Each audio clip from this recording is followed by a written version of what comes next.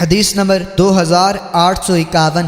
حضرت حشام اپنے والد سے روایت کرتے ہیں، وہ فرماتے ہیں اہل عرب ننگے ہو کر بیت اللہ شریف کا طواف کرتے تھے سوائے حمص کے، اور حمص قریش اور ان کی اولاد کو کہتے ہیں تو باقی لوگ ننگے ہو کر طواف کرتے، البتہ جن کو قریش کپڑے دیتے وہ ایسا نہیں کرتے تھے، تو مرد مردوں کو اور عورتیں عورتوں کو لباس دیتی تھی، اور حمص قریش مزدلفہ سے آگے نہیں جاتے تھے جبکہ باقی لوگ عرفات تک پہنچتے تھے۔